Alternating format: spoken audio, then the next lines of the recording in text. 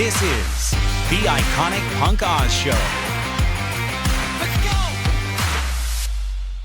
Thanks for joining us again for episode 3 of the Iconic Oz Show. I'm here with an icon of Hollywood, baby. It's Bruce Vilanch. Whoa! Wow, live and in color. Here I am. Well, not that much color, but yes, here I am. Technicolor. Looking at you. You're getting my good waffle side. Every side you have is good, Bruce. Baby, no, I have to bend over to show you my best side, actually. So I want to tell you, we were at the book signing today, and it was the crowd was there, and everybody was fighting to get your book, and I was standing in line. You said something about that your favorite place to be is it subtle and filthy? I think it was the answer to something else. My favorite place to be is between someone else's legs, but that's another story. And we're on WeHo, so hey, WeHo access, and believe me, there's access right here. Is there public access? There's public access. There's private access. I'm the access queen of West Hollywood. But I forget what they were asking me. How would you like your stuff to be remembered? And I said filthy and subtle, because that's a nice corner to be on, the corner of filthy and subtle. Can you tell me a joke or something that you've done in your career that you would classify as your most filthy and subtle moment? Oh my God, no, because I've never actually quantified it like that. But gee, there are just so many. Well, you were saying something about at the Oscars when you were with Whoopi. Well, we did it at the Oscars. We did a fart joke. That was filthy and subtle. Yeah. And that was, I can tell you that story. There was a movie called Pocahontas, which was a Disney feature, which we called Pocahontas or Pocahoma. We had many names for it. And they had a song called The Colors of My Wind. And Vanessa Williams, it was nominated. Vanessa Williams was on Pride Rock, which was left over from the Lion King number the year before. And she was wailing away, and they had 4 kids who were different colors, wearing different colored onesies on trapezes. And they were kind of strafing Vanessa's hair. And Whoopi and I were in the wings looking at it, and it was just a marvel. And I said, something I've always wondered, what color is my wind? And she said, I'm using that. And she went out, and of course the whole audience was kind of like recovering from the number. And she's just looking at the curtain, where they just were. She's saying, something I'm wondering, what color was my wind? And the place went. The audience went apeshit. The audience went crazy, and I said, "Well," and we got a fart joke on the show, and I said, "My goal, I can retire now." And as I was thinking of the network censor, Mrs. Futterman came up next to me and said, "I see what you did there." Yes. So you were head writer on the Academy Award show. Many others. I was a head writer. I was a co-writer. I had different titles every year. So I heard a rumor that you also worked on a musical for the Village People.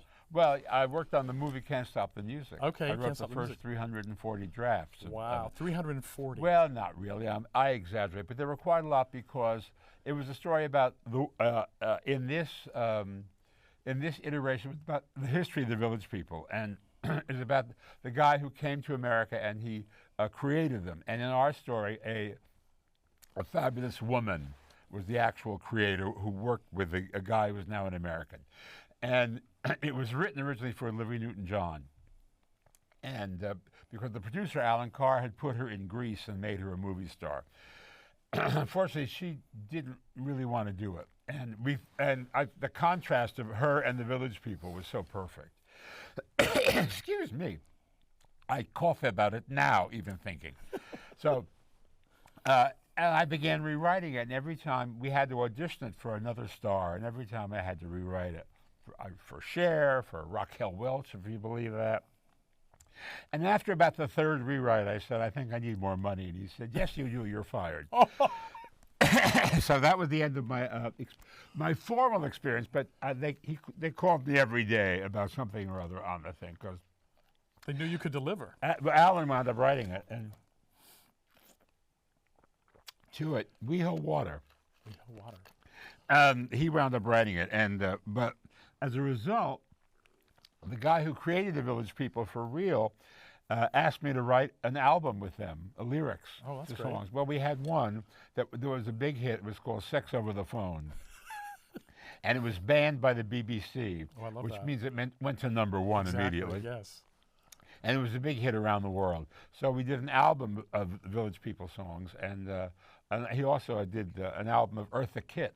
We did a song called "Where Is My Man," which they still play in discos, That's amazing. Kind of brought her back out of Connecticut, where she was in hiding. Oh, I love that. You know, the other thing that was amazing, I'm going to geek out a little bit now. You know, I'm a generation from Star Wars, all those geeks. And so you had this thing where you had sort of attachment to holidays. You did the Halloween special with Kiss, and then you did the Star Wars holiday special. Both of those are iconic. Well, they are. They're in my book, which is about how I wrote the worst TV shows of all time. It's called "It Seemed Like a Bad Idea at the Time." And Star Wars is the lead one because it's never gone away. I mean, and this was before between the first Star Wars and Empire Strikes Back, and George was stirring the pot, and so he sold CBS a special which he envisioned as an original musical. Yes. But I think if he had looked closer, he wouldn't have sold it to them, because his original musical was going to star the Wookiees, who they don't sing, they don't dance, they speak no known language. They sound like fat people having orgasms. Trust me, I know. And they can't really cross the room without tripping over something, because they're very ungainly, and they're in terrible costumes that they can't really. All they can do is shoot things, and that's all the Wookiees ever do. You know, occasionally you'll see Chewie actually make a move. Mostly he's just shooting something. So it was daunting to have to write this. I remember as a kid watching it, because I watched it in '78 when it premiered. Wow, I was like 7 years old, and I remember that it seemed to me like there were 15 minutes where they just spoke Wookiee language, like and there was no translation. Oh, really? I don't think so. I think we had was there a translation? We had there may have been a couple of things where they did some things that could be explained in mime. Yeah. Simple things around the house, but mostly we had Art Carney playing a traveling Tupperware salesman who was a member of the Rebel Alliance. Yes. And he was our translator. So when they would say something, you know, that he would listen and translate for the audience, because we couldn't use subtitles because nobody will read them. This was 1978, and it was true. Nobody read them, and it's interesting. I mentioned to when I met Lupita Nyong'o that. Every line of dialogue she has in those movies is in some other Kashik, some other language. And it's subtitles galore. But, you know, now I put subtitles on to watch Law & Order. Yeah. I mean, or an Instagram post. Or any British television, because they talk fast and they talk in a dialect. And so, you know, thank God there's subtitles. So my favorite was B. Arthur in the Cantina. Well, sure. I mean, with that whole thing, the bit that she did before about the relationship with the, you know, and it was... Yeah. It was a masterpiece. She broke into like a song. It was like Maude singing a Fiddler on the Roof musical song or something, in the cantina with aliens. She wanted to do a song she'd sung on Broadway in the Three Penny Opera, the original production of in America, which was a Bertolt Brecht, Kurt Weill song, and it was called Pirate Jenny, and it's very sad and it's very dramatic. The ship, the black freighter, and with B's voice, of course. But the Bertolt Brecht estate, had to go to them and get the rights, and they said 9, which was not the figure they were looking for, but it was the word no in German. 9. So we had a song written that was kind of a facsimile, but actually it was more like those were the days, my friend. It was very up tempo, and she did it. She was a real trooper, although she really wanted to show her musical chops, because she had been on Broadway in Mame and Fiddler, but she was Maude at the time, way before Golden Girls. And she wanted to show that she could do other things. And she did get a special out of it. She had a network special they did with, her only guest was Rock Hudson. Oh, wow, wow. And they did a duet. That's amazing. Hilarious. Yeah. Well, you know, you're a 2-time Emmy Award winner. Yes. And an amazing talent that has been on so many shows. And, you know, as a kid myself, I want to say the thing that was so impactful for me is I'm a little kid from Weaverville, North Carolina, a little gay kid. Yeah. And at the time of the AIDS crisis, I was, you know, sitting there watching TV, and there was all this stuff on there about like Rock Hudson had kissed the 2 women on Dynasty, and it was all horrific. And it was on every time you went to the grocery store with your mom. It was this thing with horrible pictures of him. And then Liberace, who I'd seen as a younger kid, and I considered him to be like a human chandelier, was drug out of his house in what looked to me as a kid to be a black hefty bag with people with hazmat suits, like they couldn't touch him. He was so disgusting, and it traumatized me. And then I looked to the Hollywood Squares, and there you were, with your humor, and I just and it wasn't like, at that point in time, it wasn't like anybody came out and said, I'm good, but like the sense of humor and all that, I went, oh, there's another narrative where I can actually see a life for myself out of this place where no one understood me or no one got me. And I want to say thank you. I mean, as a person, I want to say thank you because that meant a lot to me as a kid. Great. I hear that from a lot of people. It used to be, I saw you on TV, I watched it with my mother, and now it's become, I watched it with my grandmother. And now if somebody says I watched it with my great-grandmother, I may have to be armed at the moment to deal with it. From unforgettable performances to authentic conversations to raw, uncensored interviews, this is where West Hollywood icons, extraordinary entertainers, and loud, powerful voices take center stage. You're watching The Iconic Punk Oz Show. And we're back with Bruce Vilanch here at the Iconic Oz Show, Episode 3. Thanks for being here, Bruce. Thank you. 2-time Emmy winner, 6-time Emmy loser. And the book, baby. Like losing. The book. And the book, yeah. Yes. So, how long is the book was in 2025 you came out with the book, yes, right? Yeah? And now the paperback is dropping June 2nd. June 2nd. Yeah, and the audio does really well because people like to hear me when they're stuck in traffic. Exactly, because you have a great voice. Thank you. So we were talking about how the impact of the AIDS crisis as a kid and having different voices out there and your presence on the Hollywood Squares with your wit and your humor and just like, everything about your energy was very important for me personally as a kid. So being at the point you were in your life when the AIDS crisis hit and being in Hollywood as a famous person who was well known, what was that like for you? Because I know we talked a little bit when they did the unveiling of the AIDS Memorial here in West Hollywood, which took 10 years to develop, and it was so poignant. Yes, right. And you were there, and we touched on that a little bit, but I wanted to dig a little deeper into what your experiences were, from a different point of view. Because I kind of experienced it from a kid that was at home seeing it on TV, and you were kind of in the thick of it. I was.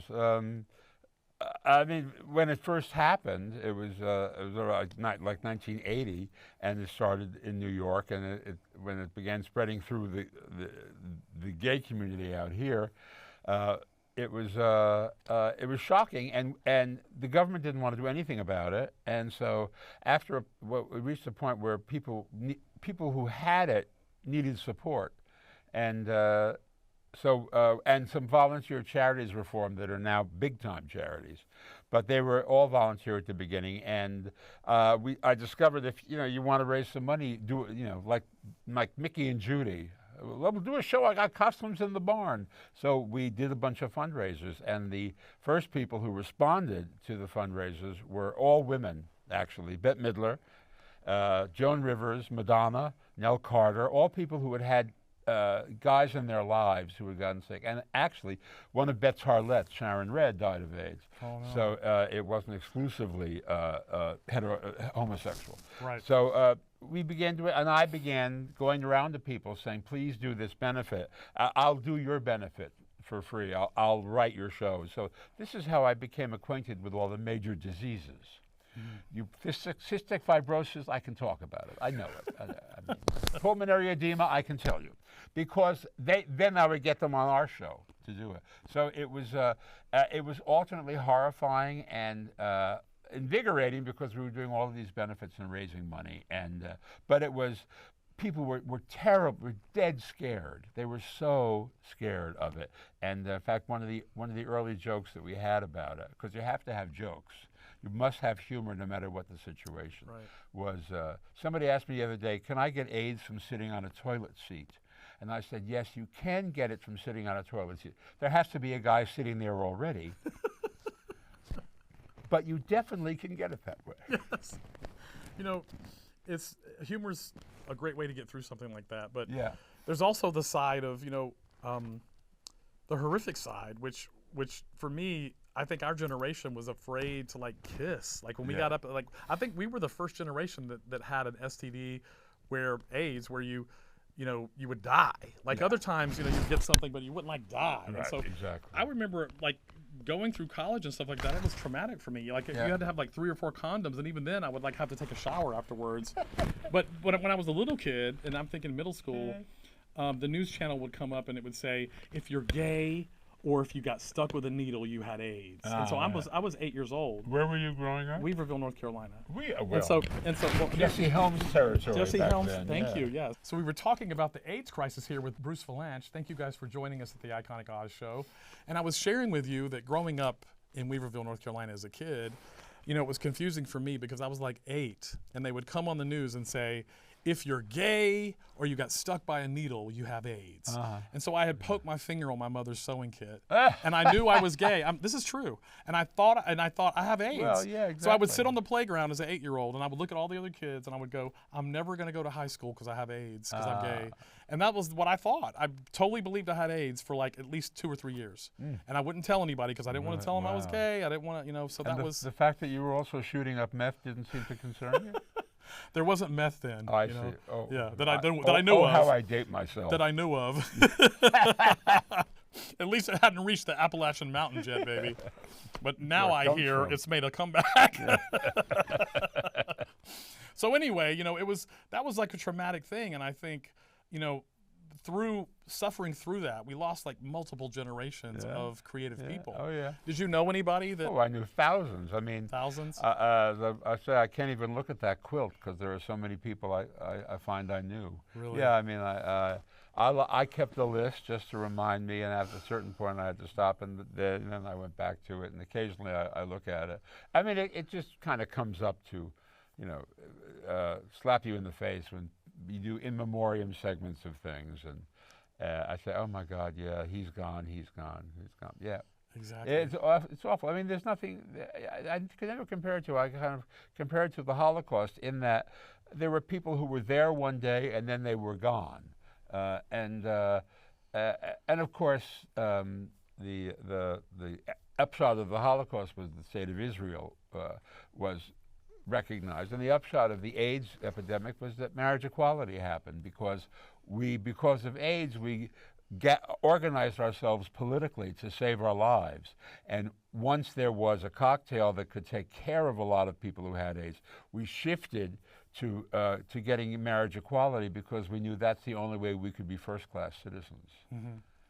So do you think the organization stuff that happened with organizations like Queer Nation and ACT UP that were happening very active back then as a survival technique, do you think something like that is needed today with the things that are going on with targeting the trans community, specifically trans youth? Well, I think that the remnants of them are there. I mean, and they've merged with the other protest groups because there are so many protest groups now. Mm-hmm.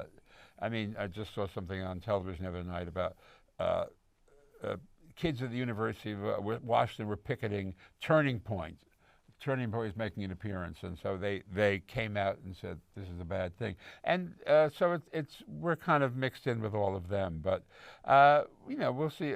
If they try to go after marriage equality, I think you'll see a lot of people taking to the streets. Yes. And I don't really think that they're going to want to break up. They're going to tell Pete Buttigieg that he's not married anymore. That his marriage is illegal. That would be insanity. So, or any of those people, including people in the failing Trump administration.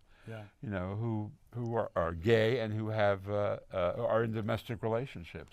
Well, they say that Grindr uses swords whenever they have a Republican convention. Oh yeah, well now they were at the correspondence dinner. They were all dancing at the party afterwards, and so much so that TMZ now has a Washington bureau. Oh God, really? So they can deal with all of the showbiz types in Washington, and of course they're all on Grindr. Wow.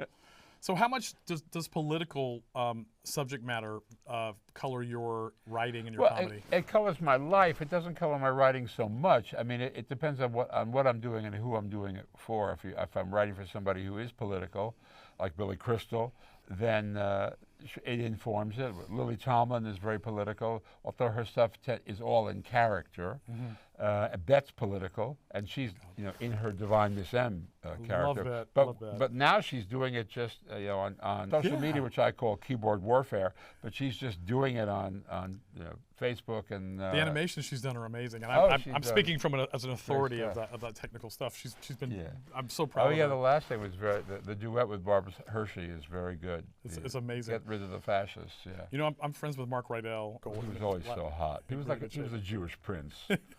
I said, you could play King David. Yes, he's an amazing person. And have you ever heard his LPs he did, the little albums he did, recordings? No. Yeah, I should bring some and let you. He's a terrific actor. He was in The Long Goodbye, a Robert Altman picture, playing the heavy, and he was fantastic. And I don't know why he didn't get a nomination for it, except I don't think not enough actors saw the movie. His last birthday, I went to see him and I sang him The Rose because I was a kid, like I told you, and I didn't know what that was. But when I heard Beck come and sing that on the radio about being, in the, rejected basically and coming through the snow and blooming, it was speaking to me. I knew what that meant. As a little gay kid, I was like, I'm gonna bloom, Beck, and it was like it touched me. So it was a moment. That was Amanda McBroom, who's a wonderful writer. Yeah. And if she had written it for the movie, she would have won an Oscar. But they have a rule that you have to write it for the movie, and if it can be demonstrated that you had a recording of it before, then you're disqualified. And so she got hung up on the horns of that. There's always that kind of thing that happens. With virtual production, when I did Avatar, there wasn't a category because it was the first time that we did it. Now there's a category for everything, but when I did it, like I don't even, they won an Academy Award for the things that they had, visual effects and for production design and all that stuff, but for virtual production there wasn't a category, so whatever. Commercial production. Yeah, that's it. Virtual production. Yeah. A virtual. Yeah, virtual. But there's the Academy slowly. Yeah. This year they were the first casting. That's okay. They have to catch up with us. People have been casting movies for 97 years. We're the cutting edge, Bruce. That's it. Here we are. So when you were talking earlier at your amazing book signing, where everybody was like clamoring for your book, your new book. And I was in line. I had to wait a long time to get my signature, baby, because everybody loves you. You have your groupies, don't you? I do, yeah. So you were talking about doing stand-up and writing for stand-up artists, and you mentioned something about the embroidery that you have to do for someone like Robin Williams, where instead of writing something for him, he's such a great performer. You go and they do their thing, and you write it down, and then you work from that point. Well, it would start with him saying, I'd like to do something about whatever the topic was, and I would write something, and then I'd throw it in the cage. And then he would devour it, and he'd go on and he would do it, and then he would embroider it every night with new things. And of course, once we add those, the things that we know worked added to it. So people would say, he's so spontaneous. I said, yes, he is the first time. Yes, yeah. But, although he always had something new, no matter how many times he had done a particular routine, which didn't even sound like a routine because he was so free. Exactly. He would there would be new stuff in it that had just come in. It's amazing. So do you favor that kind of work over the writing something and giving it to? I like it all. I mean, I like the diversity of it. I'm one of the few people in this world who likes diversity now. It's fashionable to hate diversity. I love diversity. So I like being alone and working. I like being in a room with collaborators, like on the sitcom where you go in and the show is room written. I'm at home with all of that stuff, and I like it. I like that you never know from one day to the next which gear you're going to be in. And I think someone asked you about what is the secret to success for such an amazing career that you've had, and you were saying yes. Just say yes. Just say yes. People said, "Why did you do that?" And I just said, it seemed like a bad idea at the time, but I thought, let's see if we can make this work. There were all kinds of things that intrigued me. Yeah. So, and as I say, Elizabeth Taylor played Mary Magdalene in The Greatest Story Ever Told. Elizabeth Taylor, who at that point in media was the whore of all time, playing Mary Magdalene was the whore of all time. So, so that may have been in the back of her mind, but it's not the kind of thing you would expect Elizabeth to do, and she did it because she was intrigued. Yeah. You know, as an artist, I think, you know, in production design, art direction, that kind of thing of perfection or saying no to stuff or being a little too, you know, believing your own press too much can stop you from just doing stuff. Yeah, often. That's why I love social media, because and often people around you will try to discourage you because they have an idea of where you should be and what you should be doing. Yeah. And it tends to discourage things outside the box. When that's happened to you, what has been your response to people? How have you handled that? Well, sometimes I agreed with them, and sometimes I just said I want to do it anyway. I mean, I just think I'd like to try my hand at this. What's the proudest moment in your career? Oh my God, hard to say. I think the proudest moment of my career actually was when my father used to do my taxes. He was a doctor, but he liked to do all the stuff himself. And I'd come out here and I was doing the Donnie and Marie show and a couple of other things, and I'd made a bunch of money. And he said, I think you're making too much for me to do your taxes.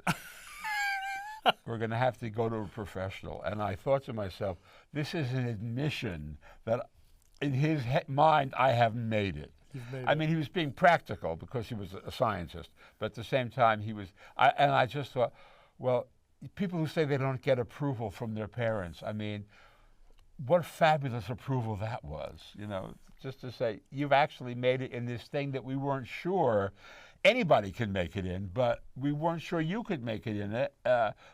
We thought you could, but, you know, who knows? Show business is crazy. What a great thing for your father. I know. So that was, and it had nothing to do with what I had done, you know, I mean, with creative. I mean, opening in Broadway and Hairspray, and I mean, winning Emmys and all that stuff. They were all, you know. It's the same thing about Hairspray. I didn't even bring that up yet. Like, you played I was Edna. Edna Turnblad. I'm paying for it now. I'm on a cane because I had to have foot surgery after 20 years. Oh, gosh. Yes, because I was in high heels for 2 years. Oh, my goodness. You can't be a fat guy in high heels. Eventually, your body comes to cash the check. Yes.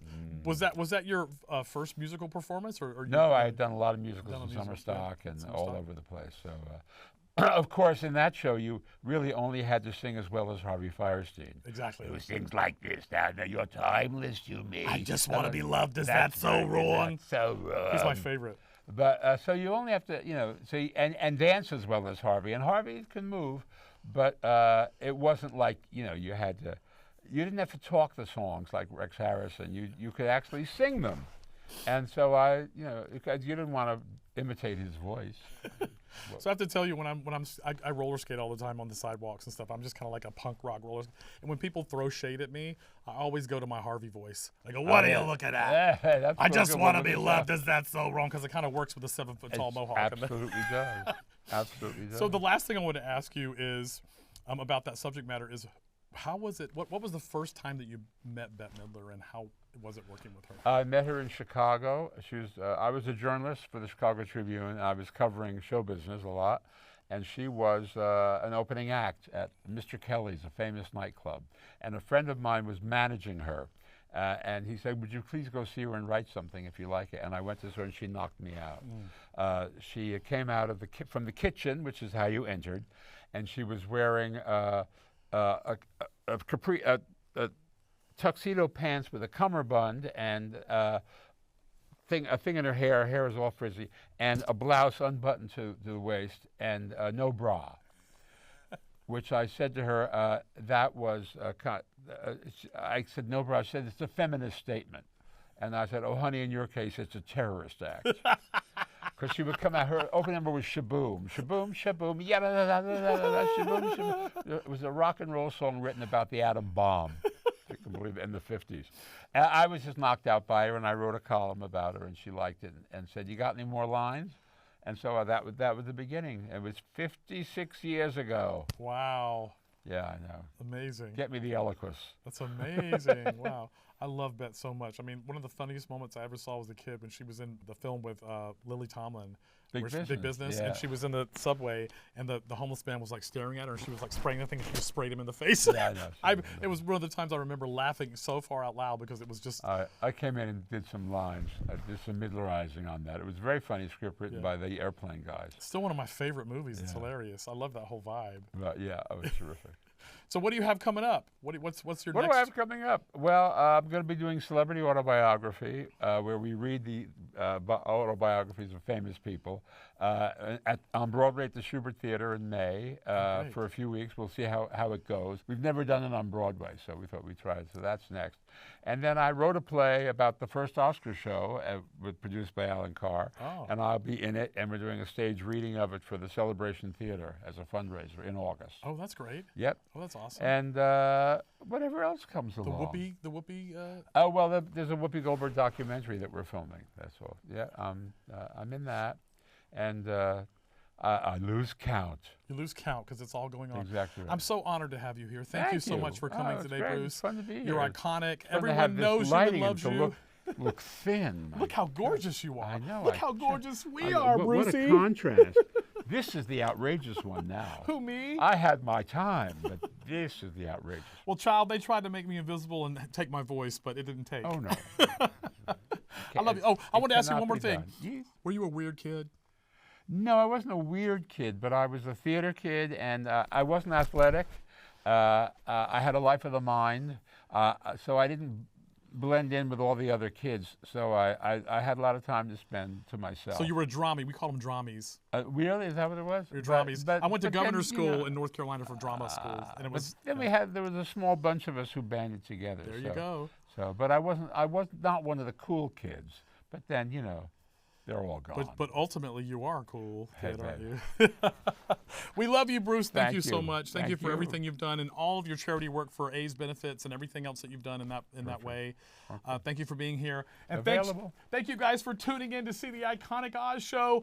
Tune in next time for our next guest. It's going to be episode 4. This has been the most amazing episode. It's a dream come true for me to get to interview this one right here. Bruce Vilanch, baby. He's a superstar. I love you, Bruce. Thank you. Thank you, guys. Oz. Iconic.